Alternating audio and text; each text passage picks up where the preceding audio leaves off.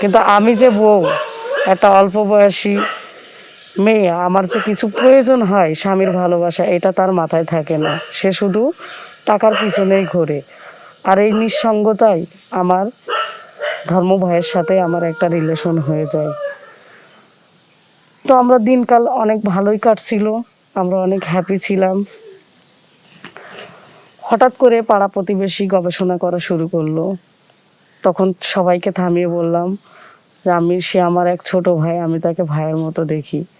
কিন্তু নিঃসঙ্গতা এমনই একটা জিনিস যা মানুষকে কুরে কুরে খায়।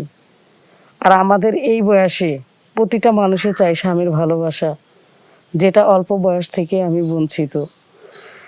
তাই এই ধর্ম ভাইয়ের সাথে আমার চলতে চলতে, বয়সও দেখি নাই, তার সাথে আমার একটা রিলেশন হয়ে যায়। দর্শকবৃন্দ, আমি হালিমা বেগম বলছিলাম ঢাকা মোবাইল থেকে। আমি আমার জীবনের কিছু কথা, যেটা বাস্তব ঘটনা, সেটা আপনাদের সামনে আমি তুলে ধরতে চাই। শুধু দর্শকবৃন্দ, মানুষের জীবনে আসলে এমন ঘটনাই ঘটে, সব ঘটনার মূলেই কিন্তু একটা কারণ থাকে, সেটা হচ্ছে নিঃসঙ্গতা। আর নিঃসঙ্গতা মানুষের জীবনকে এমনভাবে গ্রাস করে, সেখান থেকে ফিরে আসা আসলে অনেক কঠিন হয়ে পড়ে। আর এই শূন্যতাই মানুষের জীবনকে ধ্বংস করে দেয়, যেটাই আমার লাইফে হয়েছিল। আমি অনেক ছোট থেকেই বড় হয়েছি এটা পিতা মাতা ছাড়া, কারণ আমার বাবা মা অনেক ছোটবেলাতেই মারা গেছেন। আমি চাচা চাচির কাছে মানুষ হয়েছি, কিন্তু সেখানে অনেক অবহেলিতভাবে আমি ছিলাম। সেখানে আমার কাকা কাকি তার নিজের সন্তানদের যেভাবে মানুষ করত, আমার অনেক আফসোস লাগতো। আমি অনেক কান্না করেছি। তারা স্কুলে যেত, আমার মনে হতো যে আমি স্কুলে যাই, কিন্তু আমি স্কুলে যাওয়ার সুযোগটা হয় নাই। যে বয়সে আমার স্কুলে যাওয়ার কথা, সেই বয়সে আমার তাদের সংসারের সব কিছু আমার দেখাশোনা করা লাগতো। হঠাৎ করে চাচা আমার বিয়ে ঠিক করে পাশের গ্রামে। সে ছিল একটা ছোটখাটো ব্যবসায়ী, তার ছিল একটা মুদিখানার দোকান। তখন আমার বিয়ে হয়ে যায়, আমি শ্বশুরবাড়িতে চলে যাই। দীর্ঘদিন ওখানে আমার সংসার করা হয়। সংসারে আসলে টাকা পয়সার অনেক অভাব ছিল, কারণ আপনারা তো জানেন যে এখনকার যুগে এই স্বল্প একটা দোকানের উপর ভিত্তি করে লাইফটা চালানো আসলে অনেক কষ্টকর। তারপরে সেই ঘরে আমার একটা সন্তান হলো। সন্তানকে অনেক কষ্ট করে মানুষ করালাম, সে বড় হলো।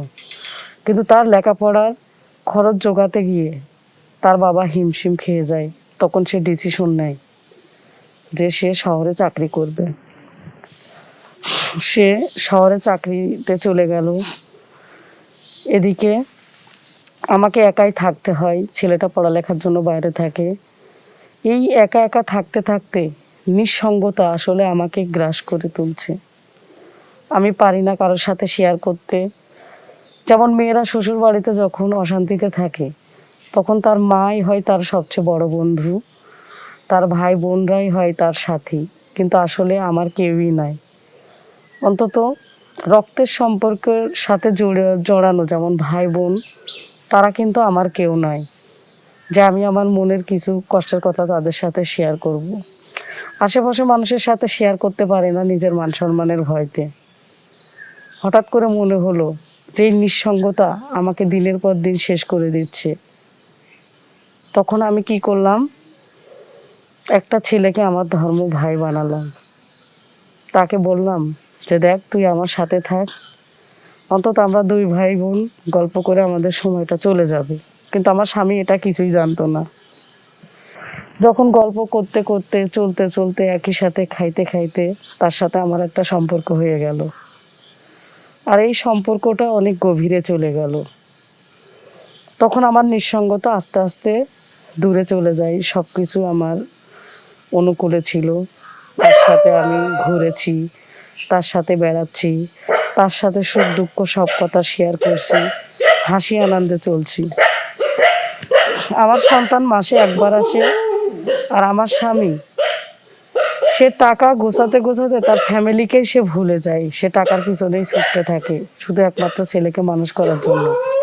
কিন্তু আমি যে বউ, একটা অল্প বয়সী মেয়ে, আমার যে কিছু প্রয়োজন হয় স্বামীর ভালোবাসা, এটা তার মাথায় থাকে না। সে শুধু টাকার পিছনেই ঘোরে। আর এই নিঃসঙ্গতায় আমার ধর্ম ভাইয়ের সাথে আমার একটা রিলেশন হয়ে যায়। তো আমরা দিনকাল অনেক ভালোই কাটছিল, আমরা অনেক হ্যাপি ছিলাম। হঠাৎ করে পাড়া প্রতিবেশী গবেষণা করা শুরু করলো। তখন সবাইকে থামিয়ে বললাম যে সে আমার এক ছোট ভাই, আমি তাকে ভাইয়ের মতো দেখি।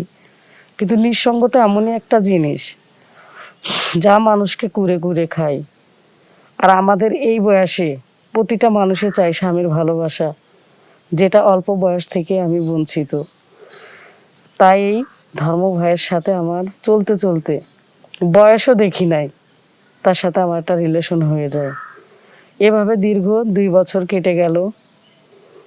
কাটতে কাটতে হঠাৎ একদিন আমার হাজব্যান্ড বাড়িতে আসলো। মানে ও যে এইভাবে না বলে আসবে, হয়তো কোনো গ্রামবাসী তাকে কোনো কথা বলেছে কিনা আমি বলতে পারবো না।